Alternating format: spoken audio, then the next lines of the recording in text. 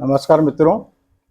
जैसा कि मुझे कल अनायास मालूम हुआ और जैसा कि मैंने आपको आज सुबह बताया और जैसा कि मैंने अनुमान लगाया कि हो सकता है कि मैं कहूँ उससे पहले आपको सब कुछ पता हो, तो गोया अमूल घी, नकली घी बाज़ार में आ गया है और धड़ल्ले से उपलब्ध है और लोग आंख मूंद के खरीद रहे हैं।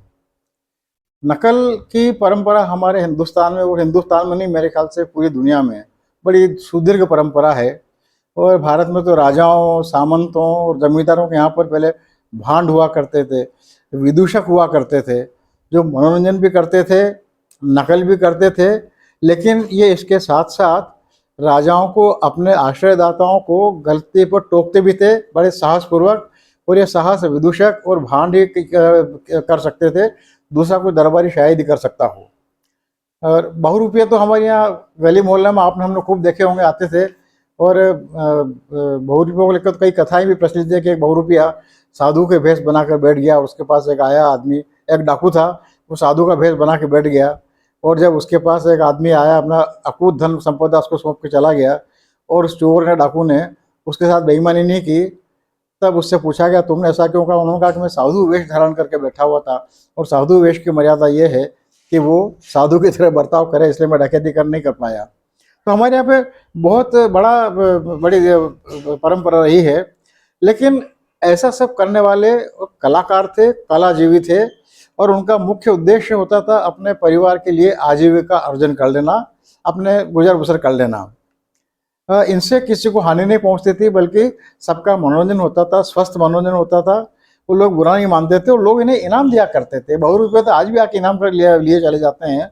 मैंने खुद ने भी दिया है। कुछ ऐसे प्रभावी बहुरूपिया आए कि लगा ही नहीं कि वो बहुरूपिया है, तो लोग इन्हें पुरस्कृत करते थे। लेकिन व्यापार में की जाने वाली नकल ये कलाकारी नहीं है।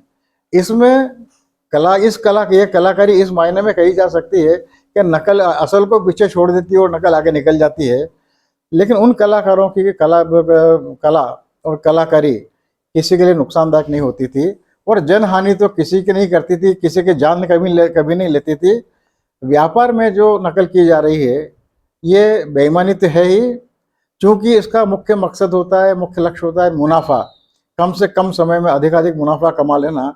इसलिए ये लोगों के प्राण तक ले लेती है, और मुनाफा का लोग, बेईमान लोग, लोगों की जान लेने में भी उनको कोई संकोच नहीं होता है। और हम सब जानते हैं नकल उसी की होती है जो ज़्यादा बिकता है, बहुत आसानी से बिकता है, और जिस पर लोगों का भरोसा होता है। विश्वसनीय उत्पाद की नकल ज़्यादा होती है, हमने देखा है। और नकल करने वाले बड़े उस्ताद होते हैं, वो जैसा मैंने कहा ना, असल को पीछे छोड़ देते हैं। आप एक फ़ोटो देख रहे हैं अमूल घी के डब्बे का, आपको देख कर लगेगा ही नहीं कि ये अमूल घी नकली हो सकता है। और हमारे व्यापारी कितने चतुर होते थे। मुझे याद आता है, बाबू सत्यनारायण सिन्हा मध्य प्रदेश के राज्यपाल हुआ करते थे। ये शायद 70-71 की बात होगी, 1970-71 की बात। तो भोपाल में वो एक खेरची व्यापारियों के सम्मेलन में गए थे। तब भी ये बेईमानी और नकल एक बड़ी समस्या बना हुआ था। तो उन्होंने अपने भाषण में बहुत परिहास में कहा था कि हमारे भारत के व्यापारी, आप अत्यधिक प्रतिभाशाली हैं, बहुत चतुर हैं, बहुत जैसे समझदार हैं, और आपके नकल करने में आपका कोई सानी नहीं है। बस एक चीज़ बची हुई है। उस वक्त सन 70-71 में उन्होंने कहा था बाबू सत्यनारायण सिन्हा ने कि एक चीज़ बची हुई है, मुर्गी का अंडा, उसमें अभी तक नकल नहीं हुई है। लेकिन मुझे भरोसा है कि आप इसमें भी नकल कर रहे हैं, इसको भी नकली अंडा बना देंगे। और कालांतर में हमने देखा कि देसी अंडों को, अपने जो सफ़ेद अंडे होते हैं, उन अंडों पर चाय का, जो वापरी हुई चाय की पत्ती का पानी छिटक कर उनको देसी अंडे का स्वरूप देकर देसी अंडे बनाकर बेचने के कई मामले हमारे सामने आए। तो गोया नकल करने में हम हिंदुस्तानियों की प्रतिभा का कोई जवाब नहीं है।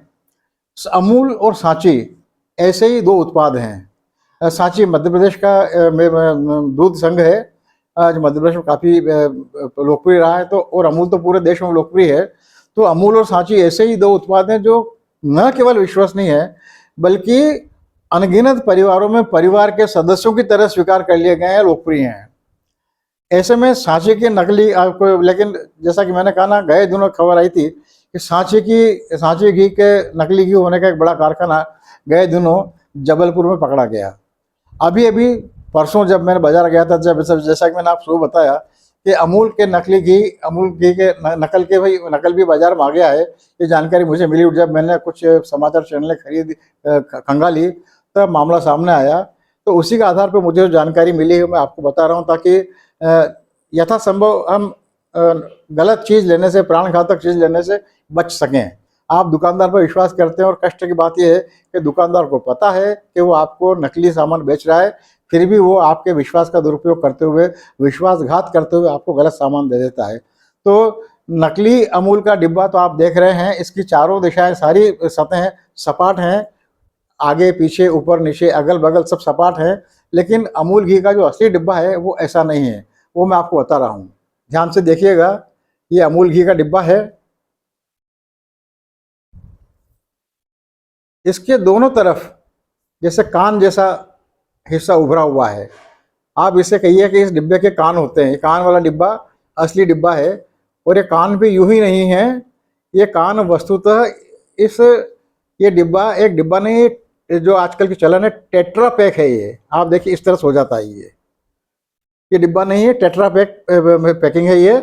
और यही डिब्बा असली है। और इसकी पुष्टि अमूल के जो मैनेजिंग डायरेक्टर हैं जयन मेहता, उन्होंने भी हर मैंने जितनी चैनल देखी है, आज तक है हुआ है, न्यूज़ 18 हुआ है, न्यूज़ 24 हुआ है, एबीपी न्यूज़ है, ऐसे मैंने जितने समाचार चैनल देखे हैं सब पर उन्होंने, जयन मेहता ने इस डिब्बे की पुष्टि की। उन्होंने जिस तरह से मैं आपको बता रहा हूँ उसी तरह से उन्होंने भी इस डिब्बे को बताया है। तो आप जब भी अमूल घी खरीदें, कृपया करके, मैं अमूल घी का प्रचार नहीं कर रहा हूँ, मेरी कोशिश ये है कि आप नकल से बच सकें और आपको आपके पैसे की पूरी पूरी कीमत मिले। लेकिन खतरा ये भी बना हुआ है कि जो चतुर लोग एक डिब्बा बना सकते हैं तो इसकी भी नकल कर सकते हैं। तो कुल मिला के जितनी भी हम खातिरी बरत सकते हो, सावधानी बरत सकते हो, उतनी बरतने की कोशिश कीजिएगा। और कोशिश कीजिएगा कि हमारा परिवार अधिकाधिक सुरक्षित रहे, स्वस्थ रहे। और पैसा देकर हम लोग कोई जोखिम, कोई बीमारी, कोई प्राण लेवा सामान हम लोग घर पर नहीं ले आए। उम्मीद है मेरी आज की बात आपको ठीक लगी होगी, उपयोगी लगी होगी। और यदि ठीक लगती हो तो मेहरबानी करके इसे और अपने सारे मिलने वालों तक पहुंचाइएगा, ताकि वो भी खतरे से बच सकें, पैसा देकर प्राण लेवा खतरे से बच सकें। बहुत बहुत धन्यवाद। नमस्कार। सदैव की तरह आपका कृपाकांक्षी मैं विष्णु बैरागी। कृपा करके मेरा चैनल बैरागी की बातें सब्सक्राइब कीजिएगा, करवाइएगा। इस वीडियो को लाइक कीजिएगा, साझा कीजिएगा, आगे बढ़ाइएगा। बहुत बहुत धन्यवाद।